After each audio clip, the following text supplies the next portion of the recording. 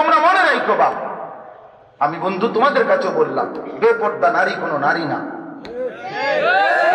নারী বাপ নারী না। মোবাইলে নারী দেখে, ছবি দেখে, অশ্লীল দৃশ্য দেখে বাপ এই জীবন যৌবন নষ্ট করছো। এই নারী, এই অসভ্য নারী তোমার সংসারে যদি আসে কোনোদিন, যাকে তুমি এত কল্পনা করতেছ, দেখে দেখে খোদার কসম ওই চরিত্রহীন লম্পট, ওই বেহায়া নারী তোমার ঘরে যদি আসে কোনোদিন, তো 6 মাস দেখবা তোমার ঘর জাহান্নামের আগুন চলতেছে।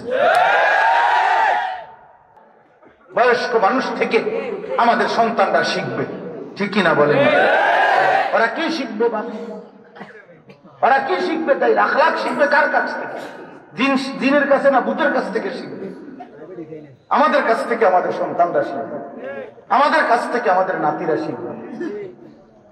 যে দাদা নিজেই চা দোকানে টেলিভিশন দেখে, সে তার নাতিকে কিভাবে বলবে যে বাবা মানুষ হও?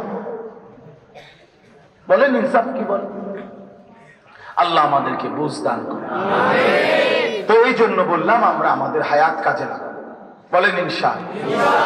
বয়স্কদেরকেও বললাম, মা বোনদেরকেও বলেন, মা বোনদেরকে বুঝায় বলেন, এক নারীর পর্দা, এটাই তার নারীত্ব।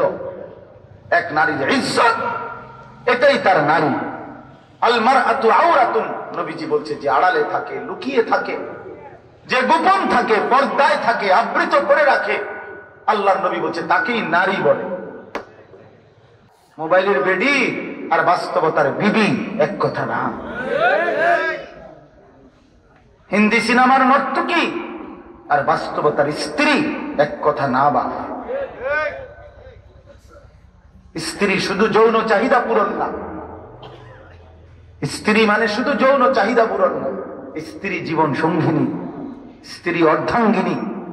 আল্লাহর নবী সাল্লাল্লাহু আলাইহি সাল্লাম বলেন, সেই নারী সর্বোত্তম নারী যে তার স্বামীকে দ্বীনের কাজে সহযোগিতা করে।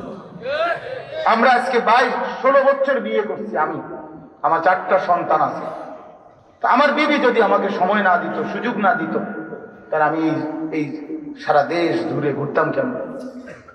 তো সে তো এটা মেনে নিচ্ছে, সে আমার 4টা সন্তানকে আগলায় রাখছে। 4টা বাচ্চার আল্লাহর কোরআন শিখা আমার বিবির হাতে। তাইলে সে যদি আমাকে সহযোগিতা না করতো, তা আমি ছুটতাম কিনা? বলে আমার 4টা বাচ্চার এখন পরীক্ষা চলতেছে।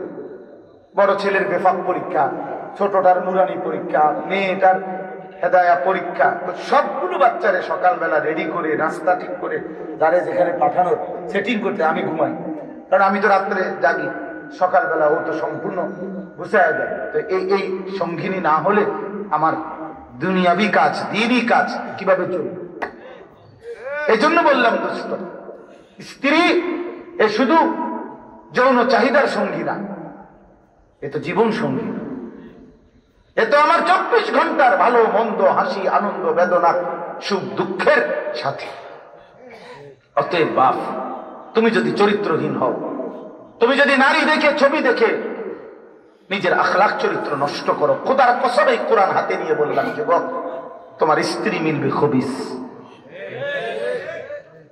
আল্লাহর কসম বললাম, এটা কোরআন শরীফে আল্লাহ বলছে, চরিত্রহীন পুরুষ, আল্লাহর ওয়াদা, তোর বিবি আমি দেব চরিত্রহীনা। আল খাবিসাতু লিল খাবিসিন ওয়াল খাবিসুনা লিল খাবিসাত।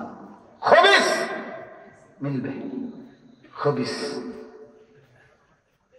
এই পৃথিবীর এই যে কোন মেম্বার চেয়ারম্যানরে এখন জিজ্ঞাসা করেন, চলেন বাংলাদেশের যে কোনো মেম্বার চেয়ারম্যানরে, বাকি রিবাদ দেন, মেম্বার চেয়ারম্যানরে জিজ্ঞাসা করেন যে 1 সপ্তাহের মধ্যে আপনি যত মেল মিটিং করেন, কি মেল মিটিং বেশি করেন? মেল মিটিং সব এই কি বেডিতের ঝামেলা। আমরা জানি না, আমরা কি সিরিয়া খাই? আমরা কি তাদের দেশে থাকি? আমরা তো এই দেশেই থাকি। সব এই ঝামেলা, সব এই ঝামেলা। পরকীয়া, স্বামী অন্য মহিলা আসক্ত, মহিলা অন্য পুরুষে আসক্ত, এবং হাজারো আইটেমের তালাক দিয়ে ফেলছে, মাইরা হতে গেলাইছে। হ্যাঁ, হায় হায়, মারামারি, পিটাপিটি, ধরাধরি, তালাক, এরপরে পরকিয়া। আহা, এই তার মানে নারী যদি চরিত্রবান না হয়, নারী যদি উত্তম আখলাকওয়ালা না হয়, প্রিয় বন্ধু নওজোয়ান, কষ্ট পাইবেন। আখিরাত তো আছেই গুনাহ, শাস্তি, কিন্তু দোস্ত আমার দুনিয়াটাও জাহান্নামের টুকরা হয়ে যাবে, জাহান্নামের আগুন হয়ে যাবে, আগুন হয়ে যাবে। আমার বন্ধু, আমার ছেলেরা, নষ্ট হয়েও না, নষ্ট হয়েও না, আবার চরিত্রহীন হয়েও না। তৃষ্ণা হলে পানির ব্যবস্থা যেমন আল্লাহ রাখছেন, ক্ষুধা লাগলে খাবারের ব্যবস্থা যেমন আল্লাহ রেখেছেন, আল্লাহর কসম, যৌন চাহিদা যিনি আল্লাহ দিয়েছেন, হালাল পবিত্র স্ত্রী, তিনি ব্যবস্থা রেখেছেন। অতএব নিজেরে বরবাদ না করে হায়াত কাজে লাগান, সময় কাজে লাগান। মৃত্যু পর্যন্ত আমাদের ইবাদত করা আমাদের আল্লাহর হুকুম। ওয়াবুদ রাব্বাকা হাত্তা ইয়াতিয়াকাল ইয়াকিন, আয় আল মাউত। আল্লাহ বলছে আল্লাহর ইবাদত করতে থাকেন মৃত্যু আসা পর্যন্ত। মুমিনের ইবাদত হবে মৃত্যু পর্যন্ত। মুমিন তার আল্লাহকেই ডাকবে, আল্লাহকেই ডাকবে। আল্লাহ তাআলা বলছে, ইয়া আইয়ুহাল্লাযীনা আমানু, হে ঈমানদার তুমি আমার, হে মুমিন তুমি আমার বান্দা। তোমারে আমি ঈমান দিয়েছি, তোমারে আমি কালেমা দিয়েছি, তোমারে আমি এক মুসলমানের ঘরে জন্ম দিয়েছি। তুমি জানো না বান্দা, ঈমান তোমার কতটা দাম। গোটা পৃথিবী, গোটা আসমান ও জমিন, হাজার লক্ষ কোটি বারও যদি তোমাকে দেওয়া হয়, আর ঈমান বিহীন কালেমা যদি তোমার নসিব না হয়, আল্লাহর কসম, তো তোমার ঠিকানা নিশ্চিত জাহান্নাম ছাড়া আর কিছু না, অনন্তকালের জাহান্নাম ছাড়া আর কিছুই না। এক যাররা ঈমান, এক বিন্দু বিসর্গ ঈমানেরও দাম আল্লাহ তাআলা সেইটুকু ঈমানের বরকতে যাকে জান্নাত দিবে, তার জান্নাতটাই হবে 10টা দুনিয়া বরাবর জান্নাত। আখরিজু মিনান নার মান কানা ফি কলবিহি মিসকালু হাববাতিন মিন খারদালিন মিন ঈমান। আল্লাহ পাক বলবে হাসরের ময়দানে, ফেরেশতারা, জাহান্নামের আগুন থেকে আমার ওই বান্দাকেও বের করে আনো যার কলিজার ভিতরে সরিষার দানা সমপরিমাণ ঈমানটুকু বাকি আছে। সর্বশেষ যেই জান্নাতি ঢুকবে, তার জান্নাত হবে 10টা দুনিয়া বরাবর। ইযা রাআইতা সাম্মা রাআইতা নাঈমান ওয়া মুলকান কাবীরা। আল্লাহ বলে আমার বান্দা জান্নাত দেখবে, আবার দেখবে, আবার দেখবে, ঘুরে ঘুরে দেখবে, আর দেখে বুঝবে চারিদিকে নেয়ামতে নেয়ামতে ভরা এক বিশাল সাম্রাজ্য আল্লাহ তাকে দান করছে। আল্লাহ তাকে, এক বুজুর্গকে বলছিল এক বাদশাহ, যে আপনাকে আমি এই পুরা এলাকাটা, একটা বড় এলাকা দিয়ে দিলাম, আপনি এটার খাজনা যা কিছু, এটার ট্যাক্স আপনি নিবেন।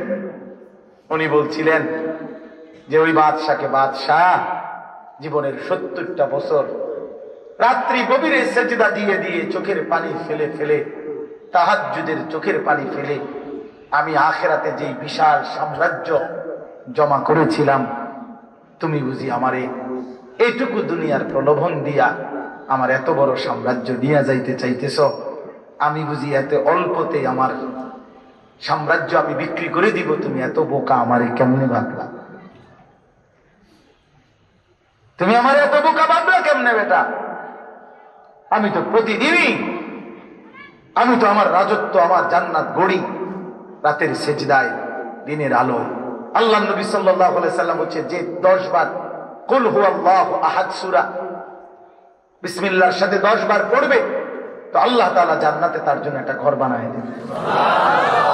আমার শায়েখ আল্লামা মুফতি মুশতাকুর নবী সাহেব, আমি অনেক সময় দেখি উনারে, হুজুরে আমারে সব সময় বলে যে কথাবার্তা গাড়িতে থাকলে, লম্বা কোনো সফরে গেলে, এ হুজুরে বলে, মাওলানা 10 বার কুল হুয়াল্লাহ পড়লে জান্নাতে একটা ঘর তৈরি হয়। চলেন কয়টা ঘর মানে মানে এই বাইরে কয়, চলেন চলেন কয়টা ঘর বানাই। তার মানে কতক্ষণ কি পড়ি? কুল হুয়াল্লাহু আহাদ, প্রতি 10-এ 10-এ ঘর, প্রতি 10-এ 10-এ। এই জন্য দোস্ত, আল্লাহ তাআলা বলেন, ইয়া আইয়ুহাল্লাযীনা আমানু, হে ঈমানদার তুমি আমার। এজন্য তাফসীর ইবনে কাসিরের মধ্যে আছে, যে মুমিন সেই আল্লাহর বন্ধু, সেই আল্লাহর ওলি। এজন্য হে ঈমানদারগণ অর্থ হলো হে আমার বন্ধুগণ। আল্লাহ বলছে তুমি আমার বন্ধু, তুমি আমার বন্ধু বান্দা। মুমিনের বন্ধু আল্লাহ, আল্লাহর বন্ধু মুমিন। আল্লাহু ওয়ালিয়ুল্লাযীনা আমানু ইন আউলিয়াউহু ইল্লাল মুত্তাকুন। আল্লাহর বন্ধু মুমিন, মুমিনের বন্ধু আল্লাহ। আল্লাহ বলেন তুমি আমার বান্দা, তুমি আমার মুমিন বান্দা, আমি তোমাকে ঈমান দিয়েছি, আমি তোমাকে কালেমা দিয়েছি, অতএব তুমি আমার কথা শোনো। কুতিবা আলাইকুমুস সিয়াম কামা কুতিবা আলাল্লাযীনা মিন ক্বাবলিকুম লাআল্লাকুম তাত্তাকুন। আল্লাহ বলেন তুমি আমার মুমিন বান্দা, আমি তোমার উপরে রোজা ফরজ করলাম যেভাবে তোমাদের পূর্ববর্তীদের উপরে সর্বযুগে ঈমানদারের উপরে রোজা ফরজ করা হয়েছিল। কেন করলাম? আল্লাহ বলেন তোমরা রোজা রাখো, তোমরা মুমিন, আমার হুকুম পালন। দেখেন রোজা একটা জিনিস, একটা ইবাদত, মাকসাদ শুধুই উপাস থাকা না। খোদার কসম আল্লাহ বলেন একটা মাস কদর করো, রমজানটা গুনাহ ছেড়ে দাও, আমার সবগুলো হুকুম পালন করো। দেখ তাকওয়ার অর্থ হলো ছেড়ে দেওয়া, রোজার অর্থ ছেড়ে দেওয়া, as-সাওম as-সিয়াম অর্থ লাত্তার ছেড়ে দেওয়া, ছেড়ে দেওয়া। এজন্য আল্লাহ বলেন গুনাহ ছেড়ে দাও, নাফরমানি ছেড়ে দাও, আমার হুকুমে লেগে যাও। আল্লাহ ওয়াদা দিচ্ছেন লাআল্লাকুম তাত্তাকুন, আমি আল্লাহ এই এক মাস রমজান গুনাহমুক্ত রেখে আমার ইবাদত, আমার বন্দেগীতে লেগে থেকে যদি তুমি লিপ্ত থাকো, একটা রমজান যদি কদর করো, একটা রোজার মাস যদি গুনাহ ছেড়ে দিয়ে ইফতার, সাহারি, তারাবি, এরপরে রোজা, শেষ দশকের ইতিকাফ, শবে কদর এবং গুনাহমুক্ত জীবন যদি যাপন করতে পারো, আমি ওয়াদা দিলাম এক মাসেই আমি আল্লাহ 30 দিনে অথবা 29 দিনেই লাআল্লাকুম তাত্তাকুন তোমাকে মুত্তাকি বানিয়ে জান্নাতি বানিয়ে দেব। এক মাসে মুত্তাকি বানাবো, এক মাসে জান্নাতি, এক মাসে জান্নাতি। অতএব দয়া করে ইনসাফের সাথে ভাবতে শিখে, ইনসাফের সাথে। প্রিয় নওজোয়ান, রমজান সামনে, আর অল্প কয়টা দিন আছে। তোমরা নতুন করে ঘুরে দাঁড়াও, তোমরা ঘুরে দাঁড়াও, তোমরা গুনার এই জিন্দেগি ছেড়ে দাও।